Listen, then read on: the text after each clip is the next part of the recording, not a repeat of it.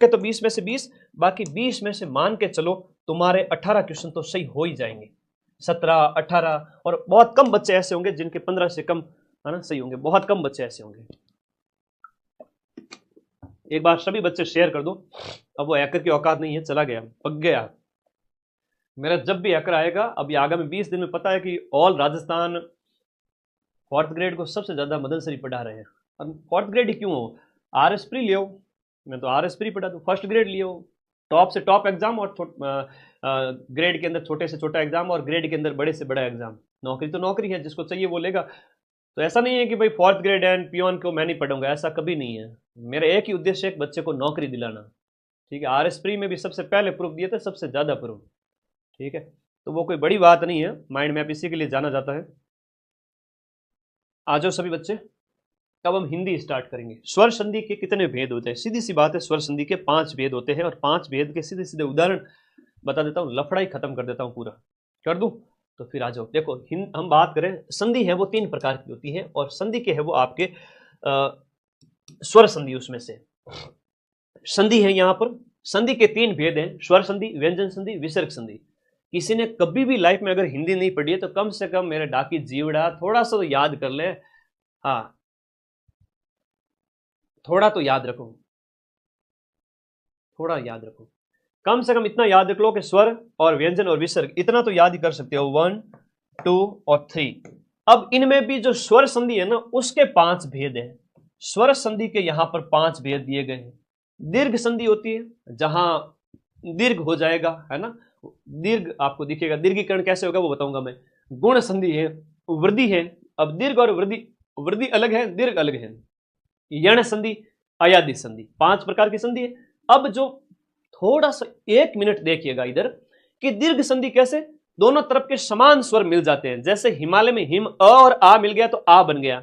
नदी और ई, देखो यहां पर बड़ी ई और बड़ी मिलकर ये भी बड़ी ई बन गई, तो ये दीर्घ स्वर है। ये क्या है, दीर्घ स्वर बन गया। तो शब्दों के बीच में बड़ी मात्रा आपको देखने, सीधा सा अगर कोई स्वर संधि पहचानिए, है, तुम्हें ज्यादा ज्ञानी नहीं बनना है। शब्दों के बीच में अगर बड़ी मात्रा दिख जाए मतलब दीर्घ स्वर संधि है, बड़ी मात्रा मतलब दीर्घ स्वर संधि। गुण संधि के अंदर ए, ओ और अर आएगा ऐसे, जैसे सुरेंद्र, परोपकार, महर्षि, महर्षि, है ना। तो इसमें क्या होता है कि अ, एक तरफ तो अ और आ होता है, दूसरी तरफ ई, उ और री होता है। तो ई होता है तो ए हो जाता है, उ होता है तो ओ हो जाता है, री होता है तो अर हो जाता है। ए और अर वाला कहीं भी दिखे तो ऐसा थोड़ा दिमाग में सेट करो इसको। गुण संधि के उदाहरण होते हैं वो सारे के सारे, सुरेंद्र है, महेंद्र है, परोपकार है ना, इस तरह से।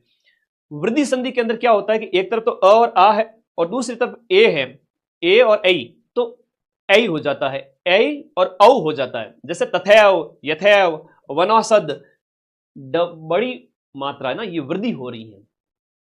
शब्दों के बीच में ए और औ की मात्रा होती है ना, ये ध्यान रखना है। इसमें तो क्या होता है, बड़ी मात्रा, इसमें क्या हो जाता है, ए और औ। तो ए और औ है, ओ नहीं है, औ है। तो मेरे भाई ये वृद्धि हो रही है, ए और औ में वृद्धि हो रही है, ये वृद्धि हो रही है। ठीक है, ये वृद्धि हो रही है और वो दीर्घ है। दीर्घ मतलब बड़ी, दीर्घ मतलब बड़ी, वृद्धि मतलब ए और औ। गुण मतलब ए और अर हो जाएगा, ई, उ और री का। अब इधर यण संधि देखो, य से यण संधि। अब य से यण संधि और य से य व र दिखेगा आपको, आपको शब्दों में य व और र दिखेगा। जैसे अत्यधिक, य आ गया। स्वागत, व। पितृ उपदेश, ये थोड़े ज्यादा आते हैं, पितृ उपदेश, मातृ उपदेश, है ना। तो इस प्रकार के उदाहरण थोड़े ज्यादा होते हैं। अगर किसी बच्चे ने ये उदाहरण भी रट लिए ना, तो इसके मिलते जुलते वो संधि सही करके आ जाएंगे, इसके मिलते जुलते संधि सही करके आ जाएगा। ठीक है, बड़े सिंपल से प्रश्न है।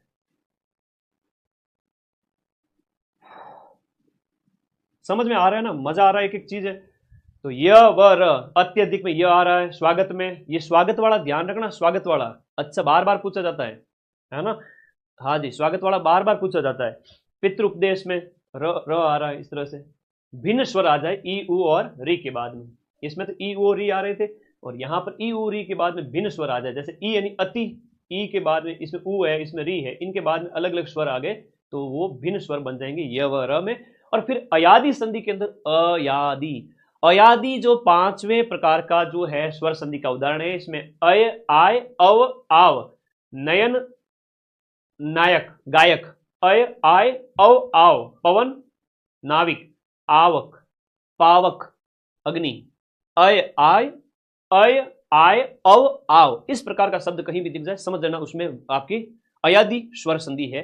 तो ये संधि का एक फोटो ले लो यार, इस सिर्फ उदाहरण भी रट लिया ना तुमने तो भी तुम उड़ा दोगे कि भाई हाँ इसको, अगर इसका स्क्रीनशॉट किसी बच्चे के पास में, वो संधि सही करेगा ही करेगा। ले लो स्क्रीनशॉट। और मजा आया ना?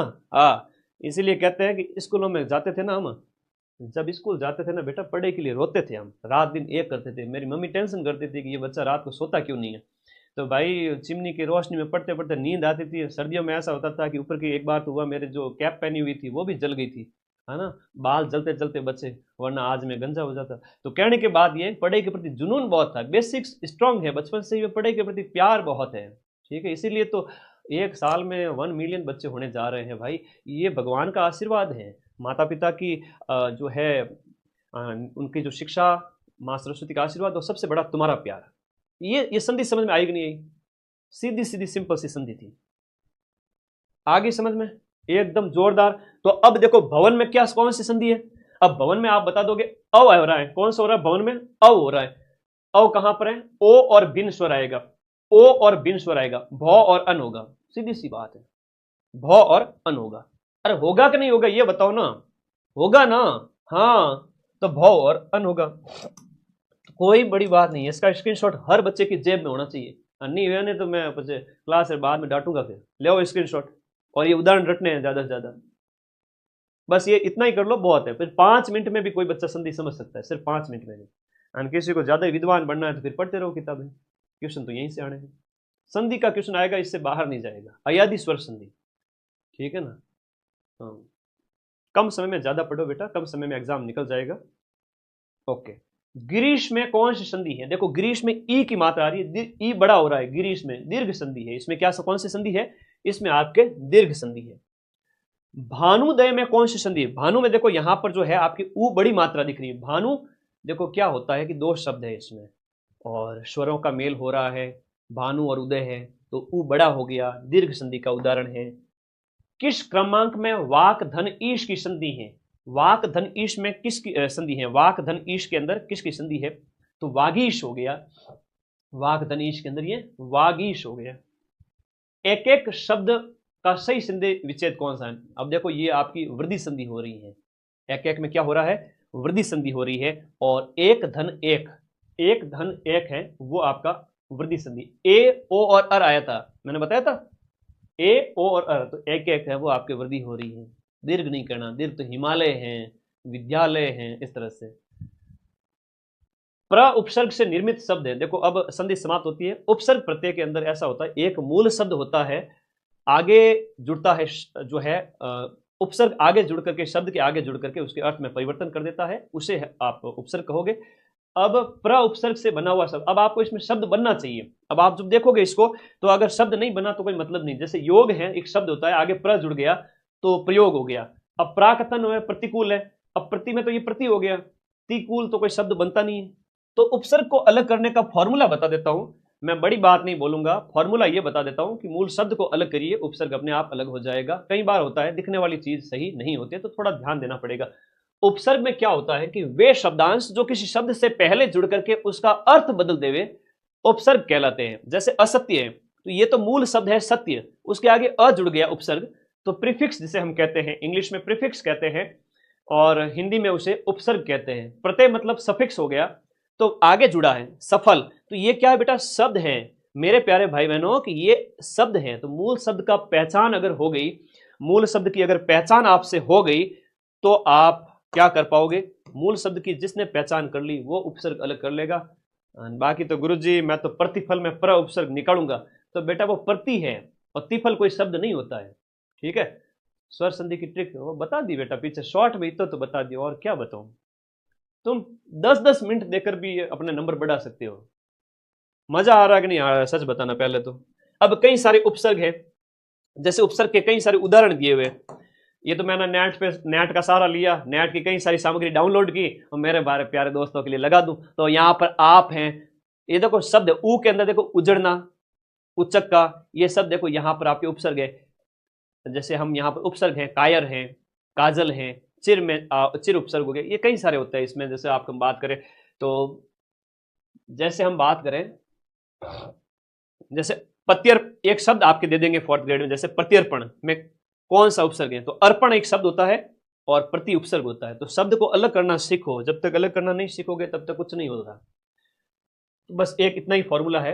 और कई बार होता है जैसे शब्द शुद्धि वाक्य शुद्धि के अंदर भी कई बार होता है कि शब्द शुद्धि और वाक्य शुद्धि के अंदर भी आप अगर थोड़ा सा इस खोपड़े का इस्तेमाल करोगे आपके प्रश्न सही हो जाएंगे, मुहावरे लोकोक्ति में भी सही हो जाएंगे, हिंदी में बढ़िया नंबर लेके आने हैं। ठीक है, 50,000 सीटें हैं बेटा, सिलेक्शन तो ले ही लो। अब देखो किस शब्द में प्र उपसर्ग का प्रयोग नहीं किया गया है दिए गए में। देखो प्रकृति, प्रज्वलित और प्रख्यात में है, लेकिन प्रत्युष में नहीं है, प्रत्युष में नहीं है। प्रत्यागत में कौन सा उपसर्ग है, प्रत्यागत में कौन सा उपसर्ग है बताओ, प्रति धन आगत, तो प्रत्यागत में प्रति हो गया, प्र नहीं होगा। प्रत्येक में कौन सा उपसर्ग है, दिए गए में से प्रत्येक में कौन सा उपसर्ग है, प्रत्येक है। जो उपसर्ग वाले प्रश्न जो बार बार पूछे जा रहे थे मैं वो लेके आ गया। अब तुम्हारी किस्मत अच्छी रही तो इसमें से भी हिंदी सेम टू सेम मिल जाएगी, नहीं तो फिर फॉर्मूले बताए हुए हैं तुम लोग कर ही लोगे, उपसर्ग प्रत्यय वगैरह। पूजनीय शब्द में कौन सा प्रत्यय है, जो शब्द पूछा है।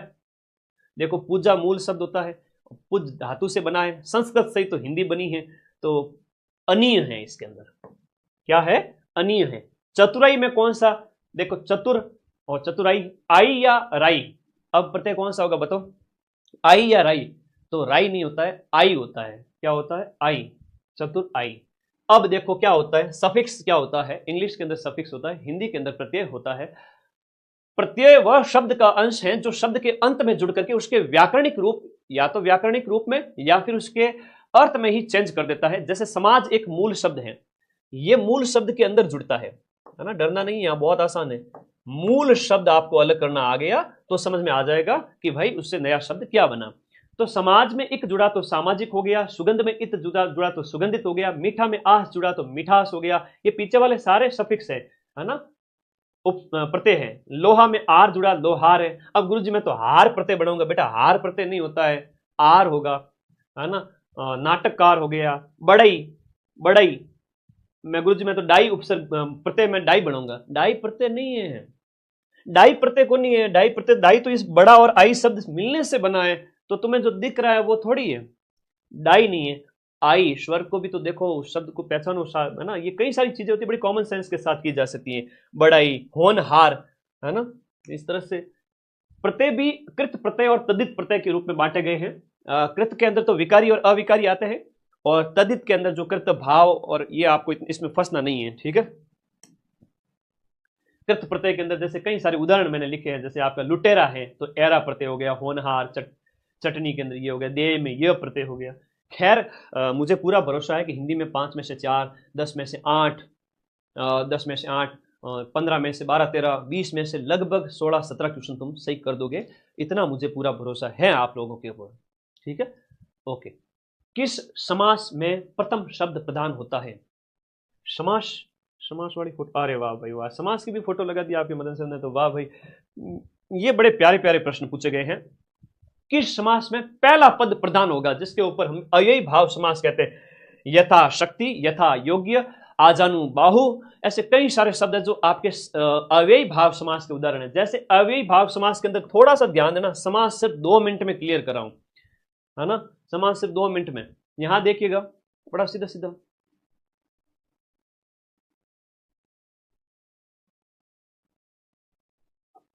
मूल शब्द को अलग करोगे ना, हाँ कोई बात नहीं, नहीं है तो पढ़ लो, आगे तो फिर कहोगे अधीनस्थ बोर्ड का भरोसा मत करो कि अधीनस्थ बोर्ड के सर हमारे 4th ग्रेड सिलेबस में समास नहीं है। मैं एक चीज बताता हूं तुम्हें, आ जाओ इधर आओ।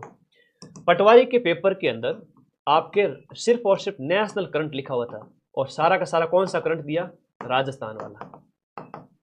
तो भरोसा मत करो पटवारी के ये अधीनस्थ बोर्ड के ऊपर, और नहीं है तो बेटा तुम मत पढ़ो, स्किप करके आगे बढ़ जाओ, और जिस समय क्वेश्चन आ गया तो 2 नंबर उन बच्चों के ज्यादा आएंगे जो पढ़ के गए। 2 मिनट लगेंगे, बस पढ़ लो।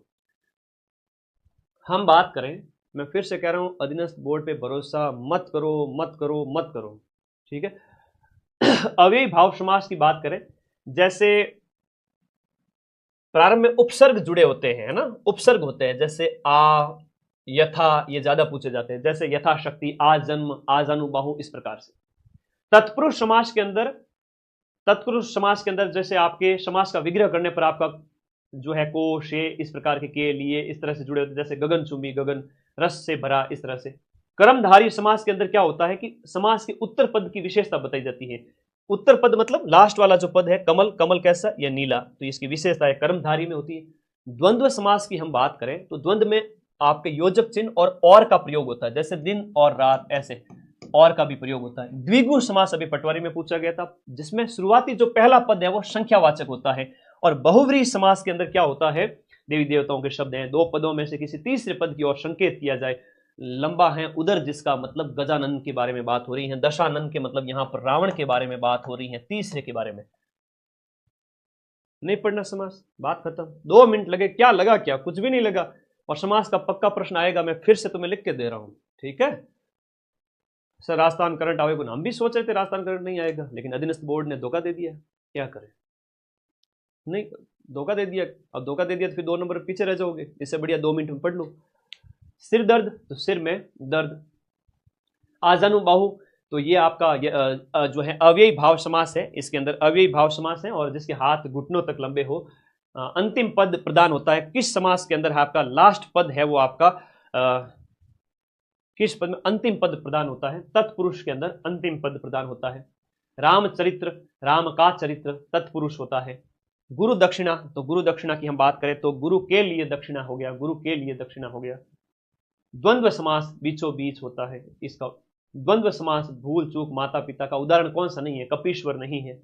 पाप पुण्य का किस समास का, द्वंद्व समास का उदाहरण है पाप पुण्य, योजक वगैरह आ जाए। मैं फिर से कह रहा हूं, समास, संधि, उपसर्ग, प्रत्यय सारे पढ़ के जाने हैं, ठीक है। पाप पुण्य में द्वंद्व समास हो गया। त्रिफला, 3 आ गया, अक्षर है ना, त्रिफला द्विगु हो गया। नवनिधि में द्विगु हो गया। बहुव्रीहि के अंदर यहां पर बात करें, जैसे आपका चंद्र है जिनके शिखर पर, भगवान शिव के बारे में कह रहा है, ये आपका कर्मधारी है, राजा का कुमार है तो तत्पुरुष है। चंद्रचूड़ है वो आपके बहुव्रीहि समास है, ये भी पटवारी में भी पूछा गया था चंद्रचूड़ वाला, ठीक है। तो अच्छे प्रश्न है, बार बार पूछे जा रहे हैं, देख लीजिएगा। बहुव्रीहि, भगवान शिव के बारे में बात हो रही है, तीसरा अर्थ है। दोनों पदों में विशेष्य और विशेषण उपमेय उपमान की बात हो रही हो, विशेषताएं बताई जा रही हो। कर्मधारी, नील कमल है, जैसे कर्मधारी समास वगैरह हो गया। हिंदी बहुत सरल है, जिसका समझ में आ गई थानेदार पास कर देगा, ठीक है। और जिसके समझ में नहीं आई तो फिर बैठे रहो। नील कमल में आपका कर्मधारी समास है, ठीक। खुश, आ जाओ। संज्ञा तुम्हारे सिलेबस में है। अब ये मत कहना कि गुरुजी मार तो संज्ञा सिलेबस में नहीं है, ऑनलाइन कुटुला, ठीक है। संज्ञा है सिलेबस में, लखनऊ के लाडे कहीं के। अब सर संज्ञा तो है सिलेबस में, लेकिन अगर परीक्षा में प्रश्न आ गया तो याद कैसे करेंगे। संज्ञा भी है, सर्वनाम भी है। सर्वनाम अगली वाली 500 वाली क्लास क्वेश्चन लेके आऊंगा, 500 क्वेश्चन लाऊंगा उसमें, लेकिन आज संज्ञा पढ़ा के जाऊंगा, ठीक है। संज्ञा के अंदर देखो, किसी व्यक्ति है, नाउन जिसे कहते हैं, व्यक्ति, वस्तु, जाति, द्रव्य, गुण, भाव, स्थान और क्रिया के नाम को संज्ञा कहते हैं, ठीक है। जाति मतलब पशु की जाति। अब जाति में भी कोई बिल्ली आ गई, संज्ञा नहीं है कि सिलेबस में, क्या बात कर रहे हो भाई, संज्ञा तो होनी बिल्कुल है, संज्ञा सर्वनाम सारे हैं, संज्ञा के बिना तो मामला ही नहीं हो। हाँ, मैं सिर्फ एक चीज कराऊंगा, ये लास्ट, सिर्फ ये एक पैराग्राफ, और 4th ग्रेड का जिस दिन पेपर होगा ना, उस दिन संज्ञा और समास के उदाहरण मैं वहां दिखाऊंगा तुम्हें पेपर के अंदर, ठीक है। अधीनस्थ बोर्ड के भरोसा मत करो, ट्यूशन आएंगे, अगर सिलेक्शन नहीं लेना है तो इन्हें पढ़ के मत जाना, ठीक है। 1-2 मिनट में करा देता हूं। व्यक्तिवाचक, जिसमें व्यक्ति का नाम हो। जातिवाचक, राम जैसे किसी लड़के का नाम है तो लड़का जाति है, लेकिन राम है तो वो व्यक्ति है। भाव में जैसे बुढ़ापा मोटापा आ गया। द्रव्य में कोई ठोस तरल धातु, पानी दूध वगैरह। और समूह में ग्रुप का नाम आ गया। अब और इससे ज्यादा क्या पढ़ोगे, अब इससे ज्यादा क्या पढ़ोगे, है ना, इससे ज्यादा क्या ही पढ़ोगे। बस हो गया, क्लियर हो गया, सब संज्ञा में इतना ही करना है। और आएगी, पक्का प्रश्न आएगा। आधे तो बच्चे जानबूझ के सिलेक्शन से दौड़ बाहर हो जाते हैं कि कई बार वो होशियारी दिखाते हैं अपनी। क्या करूं मैं इन बच्चों का, स्क्रीनशॉट तो मैं दिलाऊंगा, जबरदस्ती दिलाऊंगा। लो स्क्रीनशॉट लो, तुम्हारे मम्मी पापा को जवाब भी तो देना मुझे। लो भाई स्क्रीनशॉट लो।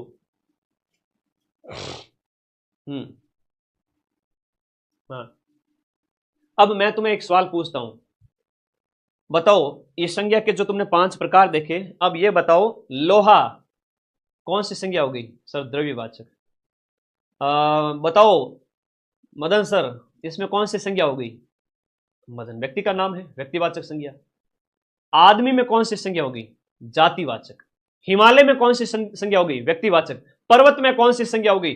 पर्वत तो बहुत सारे सर, पर्वत तो जाति है। हाँ ठीक है, इस प्रकार से थोड़ा समझना सीखो। भाव, भाव तो समझ ही जाओगे। समूह यानी ग्रुप, भीड़, सेना वगैरह। अब पर्याय वगैरह सीधे सिंपल पूछे जाएंगे, पर्याय वगैरह सीधे सिंपल पूछे जाएंगे। कौन सा एक शब्द है वो रात का पर्यायवाची शब्द नहीं है? निशा है, यामिनी है, विभावरी है, लेकिन उर्मी मतलब लहर होती है, उर्मी मतलब तरंग होती है ना, जल उर्मी तरंग होती है। हाँ तरंग होती है, लहर होती है, तो वो इसका पर्याय नहीं होगा, याद रखना। पर्याय सीधे सीधे पूछे जाएंगे, गलत मत करना, ठीक है? हाँ गलत मत करना, तुम लोगों को मेरी कसम है, ध्यान रखना इस बात का। किस विकल्प में सभी शब्द हैं मां सरस्वती के पर्यायवाची शब्द नहीं है? शुरभि और वीणावाणी। शुरभि मां का पर्यायवाची शब्द नहीं है, शुरभि मां सरस्वती का पर्यायवाची शब्द नहीं है। दिए गए में से जो बाकी सभी मां सरस्वती के पर्यायवाची शब्द हुआ ग्रुप हो जाता है, ठीक है? ओके। शुरभि का मतलब क्या होता है? सुगंध, खुशबू। शुरभि का मतलब होता है सुगंध। आराम से प्रश्न के ऊपर ध्यान देना है ना, ये तो ज्यादा ही होशियार नहीं बनना। गुरुजी कह रही है, चौकी बात कह रही है, मैं मेरे अनुभव से कह रहा हूं। हाँ बढ़िया, आराम से फोकस करो। फिर भ्रमर शब्द यानी कि जो भंवरा है, उस भंवरे का पर्यायवाची कौन सा नहीं है? मधुप है, अली है, भंवरा है, शफरी। शफरी होती है झक। झक मार रहा था क्या? झक मतलब मछली। शफरी भी कौन होती है? मछली। तो ये मछली है, झक है, ये सब इसी के ही उदाहरण है, ठीक है? तो पर्याय इसी के हैं। मधुप, आली, अली, अली और आली होता है, ये अली है, भौरा, ये सब इसी के। आकाश का पर्याय तुम्हारे 4th ग्रेड में यही पूछेंगे, आकाश, दिन, रात, इनके हाथी, घोड़ा, इनके पर्यायवाची पूछेंगे तुम्हें। मुझे तो लगता है कि एक पारी में मैं जो कह रहा हूं इन वाले प्रश्न बार बार आ जाएंगे और छपेंगे, देख लेना तुम। तो गुरु जी थारखने तो पेपर पहला हूं आवे कहीं, तो पेपर तो आता ही है दिमाग के अंदर, इतना दिन रात एक करके पढ़ते हैं, तो पूरा ही पूरा पेपर यही है, चिंता ही मत करो। किस क्रम में आकाश का पर्यायवाची शब्द नहीं है? व्योम है, शून्य है, दिव है, विभु है। तो दिए गए शब्द में हम बात करें, जो आकाश का पर्यायवाची शब्द है, यह आपको याद रखना है। विभु है वो इसका पर्यायवाची शब्द नहीं है। विभु किसका पर्यायवाची शब्द है? विभु है वो आत्मा का पर्यायवाची शब्द है। विभु मतलब विभु, आत्मा का। दिव है।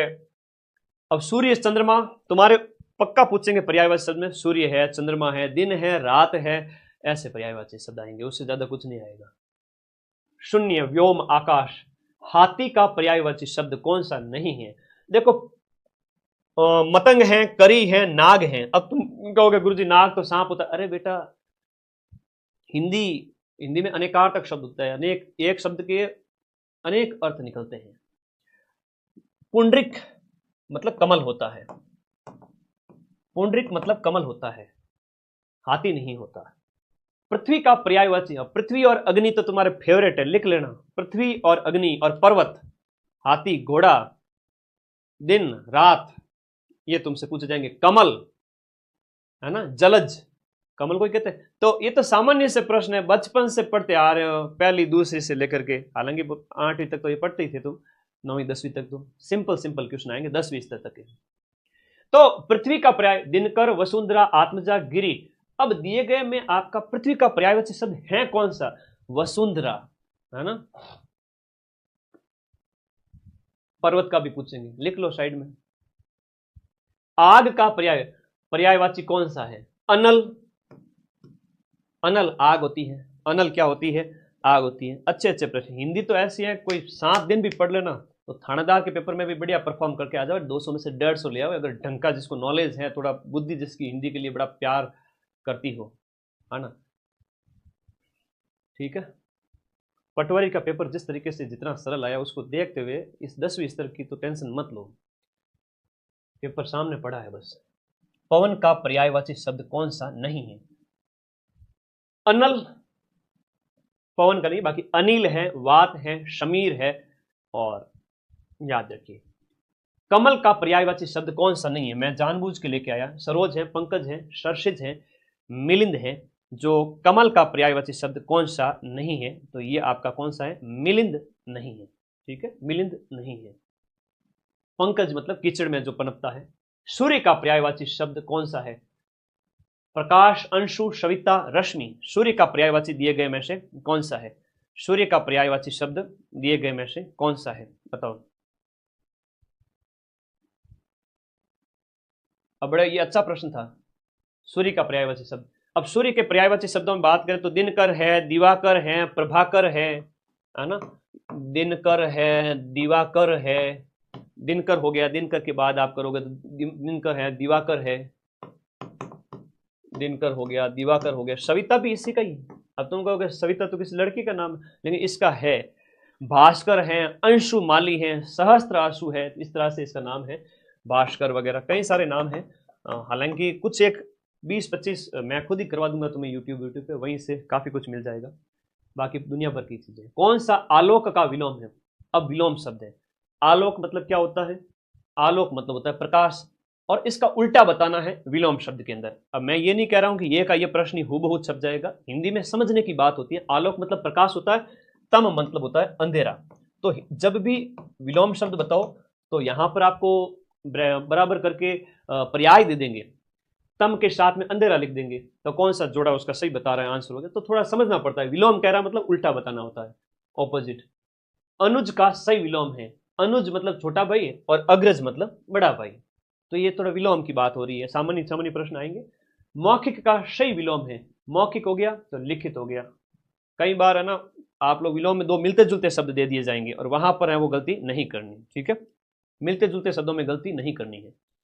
हम सोचते हैं यही इसका विलोम होगा, लेकिन कई बार ऐसा नहीं होता है। उपेक्षा करना, ना कि इग्नोर मारना। इग्नोर मारने के साथ साथ यहाँ पर कह रहे मुझे तो खूब उपेक्षा की गई, अरे मुझे सम्मान दिया गया, तो ये प्रकार से ये इसका उपेक्षा अपेक्षा। अब इसमें बच्चे कई बार होता है कि उपेक्षा और अपेक्षा में कंफ्यूज हो जाते हैं। सम्मान होगा, तिरस्कार का सम्मान होता है। ठीक है, तिरस्कार मतलब दुत्कारना, सम्मान मतलब रेस्पेक्ट देना, उपेक्षा मतलब, और अपेक्षा हो जाएगा इसका आंसर। अब गुरुजी सरल पेपर है, तो तुम सम्मान करके आ गए तो फिर मामला गड़बड़ हो गया। तो ये बात है, उपेक्षा का क्या हो जाएगा, अपेक्षा हो जाएगा। वन वर्ड के अंदर ज्ञान प्राप्ति की इच्छा रखने वाला वाक्यांश के लिए सार्थक शब्द, ज्ञान की प्राप्ति के लिए जिज्ञासु जो व्यक्ति है वो जिज्ञासु होता है, ज्ञान प्राप्ति वाला। कम बोलने वाला होता है, देखो मित भाषी, कम बोलना मतलब मित भाषी। जिनको थोड़ा ज्ञान हो, अल्पज्ञ होगा, अज्ञ होगा, अभिज्ञ होगा या अनभिज्ञ होगा। ये बड़ा अच्छा प्रश्न है, बार बार पूछा जाता है और वेरी इंपॉर्टेंट क्वेश्चन है। थोड़ा मतलब अल्प, तो अल्पज्ञ,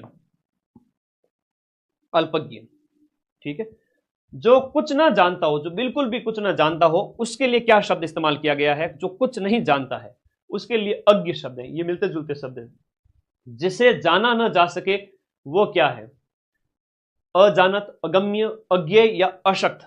दिए गए में से जिसे जाना नहीं जा सके उसे अज्ञेय बोलेंगे। क्या बोलेंगे, अज्ञेय बोलेंगे। तो ऐसे ऐसे ही तो प्रश्न आएंगे जहां आप कंफ्यूज हो गए ज्यादा में तो मामला गड़बड़ है, बाकी सीधे सीधे पढ़ा हुआ होगा सब हो जाएगा। तत्सम और तद्भव, देखो तद्भव जब भी हम बात करते हैं तत्सम और तद्भव की, तत्सम की जब भी हम बात करते हैं संस्कृत के शब्द होते हैं। तत्सम मतलब आपके संस्कृत के शब्द होते हैं, संस्कृत के शब्द तद्भव होते हैं, सॉरी तत्सम होते हैं, और तद्भव है वो आम बोलचाल वाले शब्द होते हैं, जो बाद में संस्कृत वाले टूट करके आम जनता ने बोलने स्टार्ट कर दिए, वो आ गए। ठीक है, तो अक्षर है, अनार्य है, अंगुष्ठ है, उबटन है।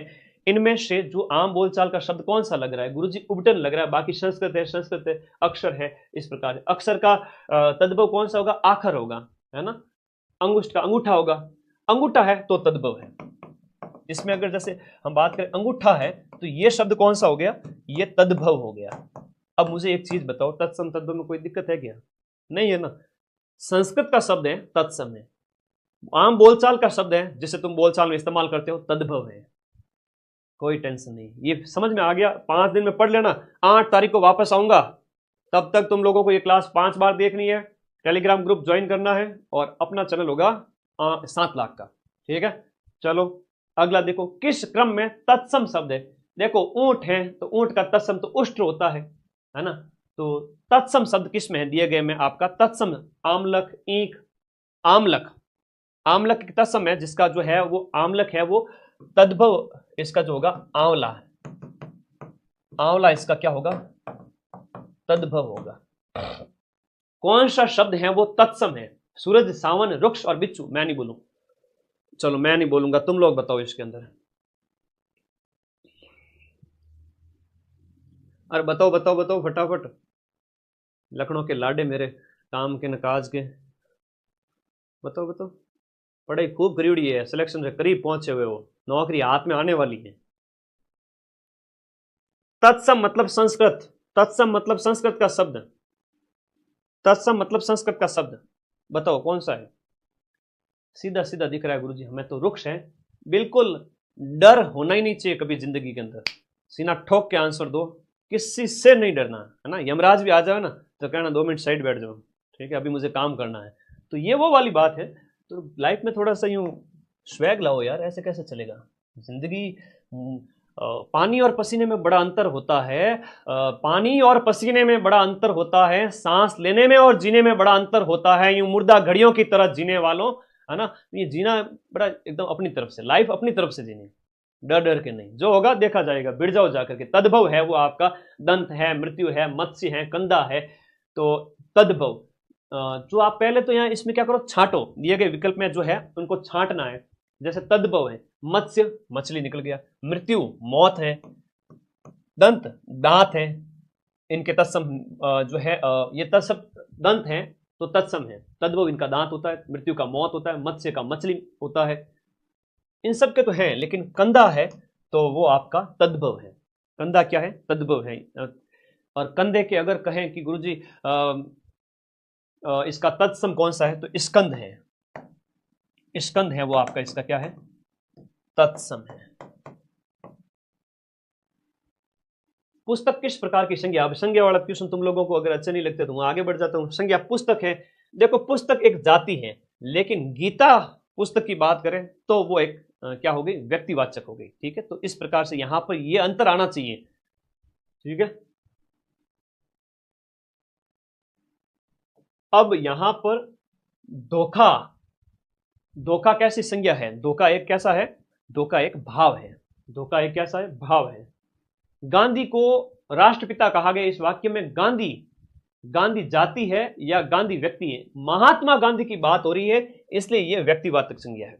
महात्मा गांधी की बात हो रही इसलिए व्यक्तिवाचक संज्ञा है। अगर गांधी लोग इत्र बेचते हैं, गांधी कौन हुए, जो गंध का व्यापार करते थे, गंध कौन सी, सुगंध, सेंट वेंट बेचने का काम करते थे, वो गंधी कहलाए, उससे शब्द बन गया गांधी। तो गांधी जाति व्यापार करती है इत्र का, गांधी इत्र का व्यापार करते हैं, कौन सी संज्ञा हो गई, जातिवाचक।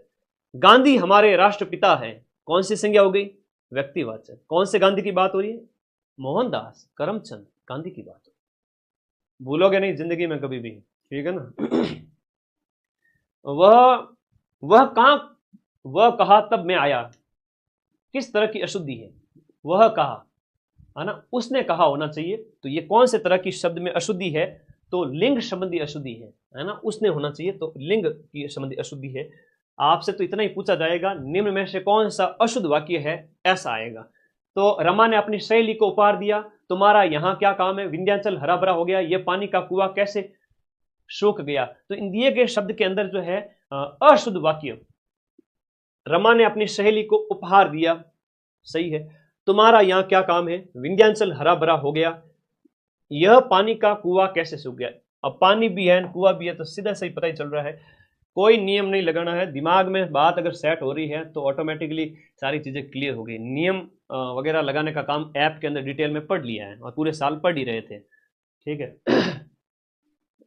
कई बार होता है कि आरएस जैसे एग्जाम को पास करने वाले हमारे जैसे पढ़ाने के लिए टॉपर्स लोग आए थे, आरटीएस जितने भी थे 8-10 लोग, तो उनको मैंने कहा आप हिंदी वगैरह सर हम पढ़ा देंगे, हिंदी तो क्या दिक्कत है, हमें हिंदी में रूल है ना, हमें हिंदी में रूल नहीं आते। कई बार ऐसा होता है कि सर हमें हिंदी में रूल नहीं आते, लेकिन फिर भी हमने उदाहरण इतने निकाले हुए हैं कि हम देख के पता लगा लेंगे कि ये शब्द अशुद्ध है, अशुद्ध है।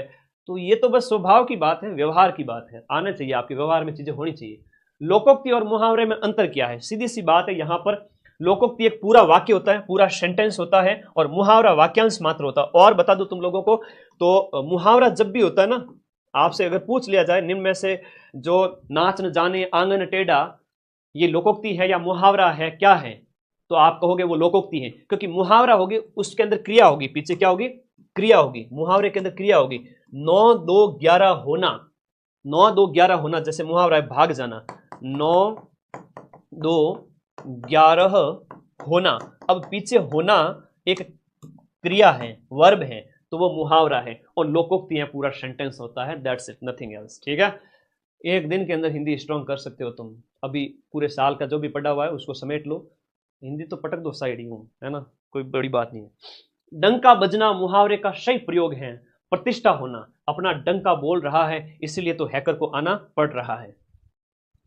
अंधे के हाथ बटेर लग गया, अंधे के हाथ बटेर लगना कि लास्ट 2 दिन में मदन सर की कहा क्लास देख गया, 4th ग्रेड का सिलेक्शन ले लिया, पूरे साल भले ही ना पढ़ा, लेकिन अंधे के हाथ बटेर लग गया। कई बार होता है, ऐसे ऐसे बच्चे भी हैं जो मेरे पे इतना ब्लाइंड ट्रस्ट करते हैं कि मेरी पीडीएफ पढ़ के चले जाएंगे। तो अयोग्य व्यक्ति, हालांकि वो अयोग्य नहीं है, वो योग्य है। यहाँ पर जो है वो है आपके अंधे के हाथ बटेर लगना, इसका अर्थ है अयोग्य को उत्तम वस्तु मिलना। एक तो करेला ऊपर से नीम चढ़ा, जो अधिक बुरा हो जाना, जो कुछ ऑप्शन नंबर जो आपका 4 है, अगर बुरी संगति में रहोगे अधिक बुरे हो जाओगे। कंगाली में आटा गिला, इस लोकोक्ति का मतलब क्या है? मुसीबत में और मुसीबत आ गई, इसका अर्थ निकालना है। यूं नहीं कि गुरुजी आटा कम था और मिला दिया उसके अंदर कम पड़ गया, वो वाली बात नहीं, इसका नया अर्थ निकालना है आपको। क्या निकालना है? एक तीसरा अर्थ। अब पौ 12 होना एक मुहावरा है। मैं तुम्हें ये नहीं कह रहा कि हिंदी की कई सारी चीजें एक जैसी मिल जाएगी, जीके मिल सकता है, हिंदी गणित वगैरह एक जैसे कैसे मिल सकती है? उसके अंदर तो आपको अपना दिमाग लगाना है। मैंने कुछ फॉर्मूलाज, कुछ कॉमन बातें आपको अपने ज्ञान के बेस पे बता दी कि भाई बच्चों आप लोगों को इस तरह से पढ़ना है, तो आप लोग कहोगे कि यस सर हम सही कर लेंगे, तो वो वाली बात है। ठीक है, तो आपको मदद मिल रही है कि जो है संधि वगैरह है, समास उपसर्ग प्रत्यय वगैरह, संज्ञा वगैरह छुट्टियों में नहीं करे, तत्सम तद्भव वगैरह, इतनी सारी चीजें आधे घंटे के अंदर समझा दी। अब तुम मेरे पास बैठे होते तो मैं तुम्हें ये सारी चीजें समझाता। अब इंटरनेट का जमाना है, घर बैठे सारी चीजें पढ़ रहे हो, तो मैं बस समझा रहा हूँ। एक दोस्त भाई कहता ना, एक मोटिवेटर, एक मेंटोर जो तुम्हें गाइड कर सके। तुम्हारे घर में कोई अगर नहीं है तो वो मैं हूँ। ठीक है, पौ 12 होना मतलब कि जीत जाना, कार्य का सफल हो जाना। इसके अंदर दिए गए में पौ 12 होना का मुहावरे का अर्थ क्या है? पौ 12 हो गया मतलब मजे ही मजे, जीत हो गई। आग में घी डालना तो हवन करना, एग्जैक्ट सेम अर्थ नहीं निकलेगा। कभी भी ये मत करना कि 9 2 11 होना मतलब सर गुणा हो रहा है ना, ऐसा थोड़ी होता है। ठीक है, तो ये चीज होती है कि आपको आग में घी डालना हो गया, तो जैसे क्यों आग में घी डालने का काम कर रहे हो, इसको तो ऑलरेडी गुस्सा आया हुआ है, क्रोध भड़काना होगा। आहुति करना या हवन करना सेम अर्थ कभी नहीं होगा। एक चीज हमेशा याद रखना, मुहावरा तुमसे पूछा जाएगा, एक नहीं 2 पूछे जाएंगे, सेम अर्थ कभी नहीं होगा। जैसे आग में घी डालना मतलब हवन करना, ना भाई ना। हिंदी पढ़नी है तो समझ समझ के पढ़ो, थोड़ी थोड़ी चीजें तो क्लियर करो, कम से कम रटने वाली चीजें तो अच्छी करो। अब कार्यालय पत्र वगैरह तुम्हारे सिलेबस में है, मैंने सिलेबस को देखा, उसमें कार्यालय पत्र भी है, निविदा भी है, कार्यालय आदेश भी है। मैंने कुछ फोटोज लगाए हैं, तुम्हें मजा आएगा, आ जाओ। कि राजस्थान सरकार के कार्यालय पत्रों में सबसे ऊपर क्या लिखा जाता है? कार्यालय पत्र के अंदर सबसे ऊपर लिखा जाता है विभाग का नाम। कार्यालय पत्र के अंदर पारिभाषिक शब्दावली एडमिनिस्ट्रेशन के लिए हम बात करें तो इसका अर्थ हो जाएगा एडमिनिस्ट्रेशन मतलब प्रशासन होता है। और मेमोरेंडम, अभी मैं पत्र की फोटो दिखाऊंगा सारी, है ना। मेमोरेंडम के लिए सही पारिभाषिक शब्द कौन सा हो जाएगा? मेमोरेंडम मतलब ज्ञापन सौंपना, ज्ञापन होता है ना। एकेडमिक मतलब आपका शैक्षणिक हो गया, एकेडमिक मतलब शैक्षणिक हो गया। काउंसिल लेने की आपकी परिषद हो गई, काउंसिल मतलब परिषद है। दो या 3 प्रश्न पारिभाषिक शब्दावली के 20 में से आएंगे, 2-3 मुहावरे के आएंगे। पारिभाषिक शब्दावली, मुहावरे और ये लेटर वगैरह मिलकर के 6 से 7, हो सकता है कि 8 क्वेश्चन भी हो जाए।